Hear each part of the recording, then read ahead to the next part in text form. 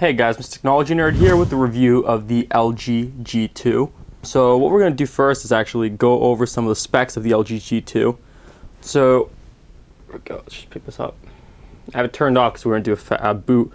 We have a 5.2 inch screen, a nice big screen, 1080 by 1920, of course.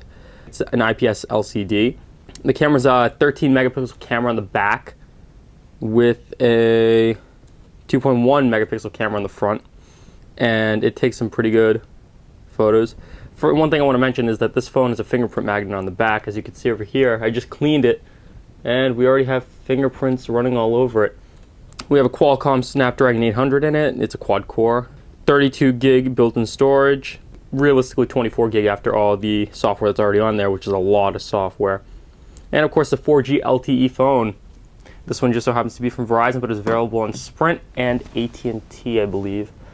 So we're going to go ahead and power this up. So first thing you would just want to mention the lock power buttons in the back. So we're going to go ahead and power this up, see how long it takes to boot.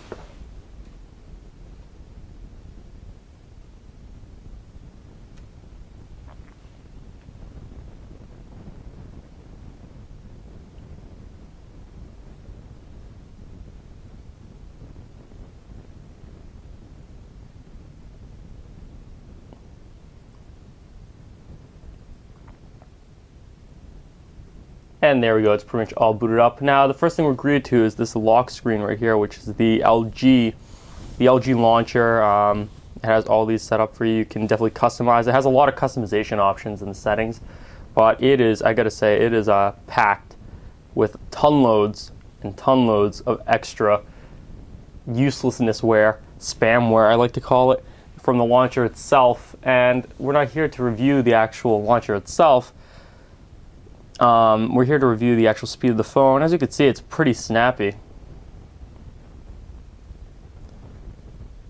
We have your app drawer right here, the custom LG app drawer. Have Chrome, which is pre-installed. Just the last thing I had open was Nova Launcher. Go to google.com. As you can see, the menu is actually built into the phone. There's no physical hardware buttons. So the menu is right down there. We have the settings menu. We have the home button and the back button built in. This will take you to the settings where you can adjust a lot of settings. This phone does not have NFC though, which is kind of surprising. Most Android phones nowadays have NFC. This phone does not. But you can adjust pretty much, it's very customizable. The launcher that is on this phone is very customizable, so that's a good thing, definitely. We have your Google Now over here, of course. And we have all your Google apps all pre-installed. The messaging app. The messaging app is pretty much anything, normal messaging app. Contacts, all that stuff.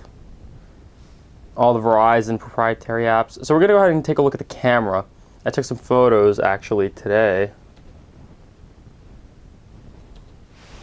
So here is a photo of some close-up headsets. The macro on it is it works very well. It's a very close-up shot. And we have a picture of the actual box it came in. And you can see those photos are pretty clear, and I'll put those up actually in a link. I'll link these photos on my website. The only thing I don't like though is that you have this menu here. I mean, everything works fine, but if you go into Chrome, look how ugly that menu just pops up on the bottom. It's white. It just doesn't blend into a lot of things. Like say if you go into another app, I'm trying to see what app I could go into. If you go into, so let's go into Kindle, that white menu on the bottom just stays there. It doesn't go away. So it kind of, you know, it's not exactly great. But as you can see, this phone is snappy. It definitely is a great phone to have. Of course, it's all plastic too. Has tons of power. Right? It's all plastic though, and it's a fingerprint magnet. Now, one thing I do want to mention also is the uncomfortableness of, well, not uncomfortableness, but unusualness of the button locations for the lock, the volume rocker. So over here we have, we have this button right here. which would be the lock button, and it lights up too when you push it. But it's the unlock lock button, the power button, but it's kind of unusual for me because I'm so used to pushing up here to have it in the back. I mean, I guess it could get comfortable, but like sometimes I miss it completely. So we're gonna go ahead and we're gonna test out the speakers now too while we're at it. See, like I can't push, I don't know which one's the lock button, I don't know which one's the volume rocker. It might just be me though, I'm not used to the phone though. But we're gonna go ahead and blast the volume on this. Gonna go to YouTube, which I assume is installed already. So I'll go ahead and put one of my videos on.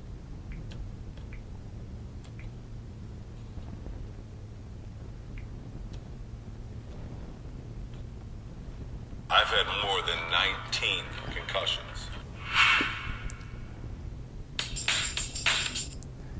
As you can see, this menu over here on this is still here on the side, even when watching a video. It's actually pretty annoying. There's no way to get rid of it. So you always have that ad not the ad, you always have that menu bar on the side, and it's kind of annoying. I'm gonna go ahead and stop that. Now that we got the speakers are actually located on the bottom. So right here, so if you put your hand right here, you pretty much lower the volume. I've had more than 19 concussions. So yeah, it's kind of annoying. Speakers sound good though. So guys, pretty much I'm gonna lay this out. It's a great phone, it's fast, it's powerful. Pretty much it has the same insides as the Nexus 5, I think they said. LG makes both. The only thing is I don't really like the rocker and the power button on the back. People may think differently and actually like it on the back, but it's just not for me. So guys, whatever you think, leave in the comments below how you like this phone or you don't like this phone, and let me know. And thanks for watching and have a good one.